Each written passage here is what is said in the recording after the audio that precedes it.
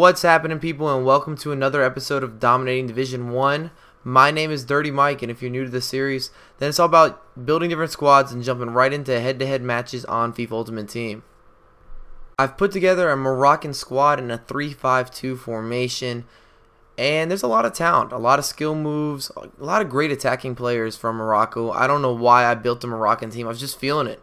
I was looking through FIFA Ultimate Team, sifting through some players on the market, and I just got excited. I used Basufa before. I've used Tarot before. Great players to use. 5-star weak foot with Tarot. It's a really nice feature that he has going for himself.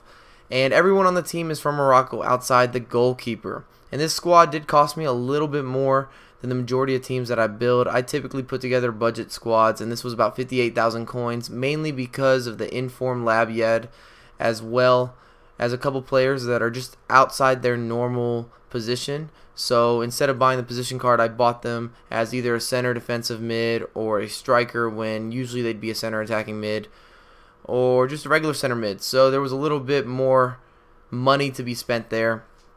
So we're heading into the first game, and it looks like I'm getting dominated, but it's really misleading, the statistics. But I didn't play very well in the first match. My opponent was one of those players, and you run into these guys every once in a while, that just shoot from anywhere, everywhere on the pitch. It doesn't matter if they have a chance to score or not.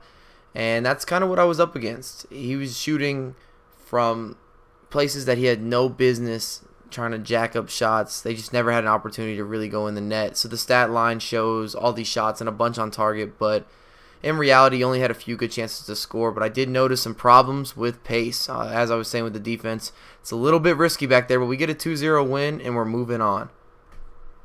In matchup number 2 of the episode, I didn't have much to show you in the first half. Definitely one of those matches where you couldn't get the flow going in the first 45 minutes.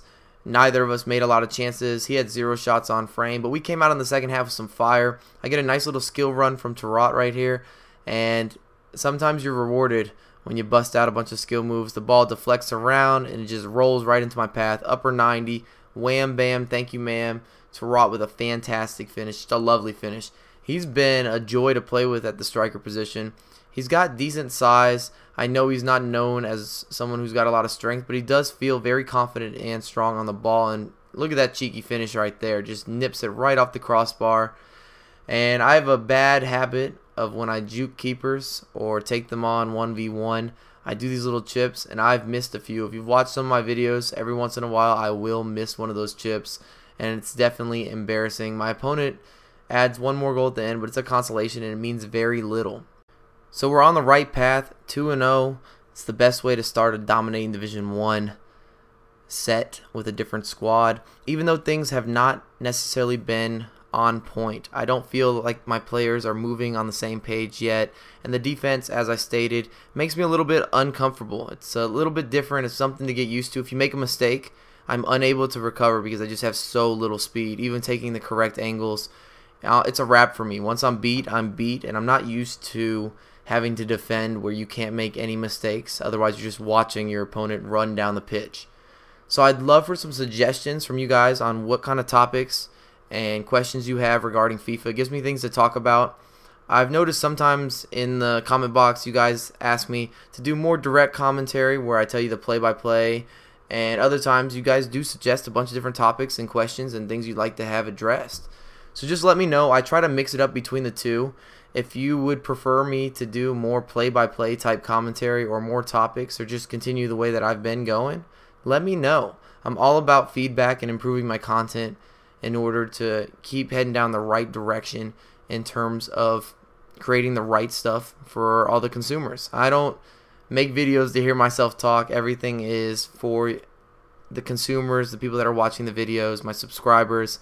I really appreciate having you guys, and I enjoy playing FIFA and making videos for everyone. So enough about that. We're heading into the final game. We just copped a 2-2 draw, and I make a defensive error, and boom. Talk about being clinical. Easy finish for Jesus Navas. But I come right back to Rot with a nice little skill move, cut in the middle, and then things get weird. So after I scored that goal, my opponent paused the match, and I'm pretty confident that I got DDoSed. And if you don't know what DDoS is, I think it stands for denial of service attack, something like that. I could be wrong on what it stands for. Look up the acronym.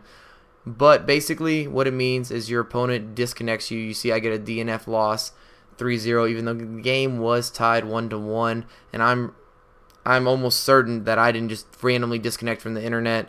So I think that my opponent pulled the plug on me, which is unfortunate. But it's all good. I don't know why people do that, especially in online games.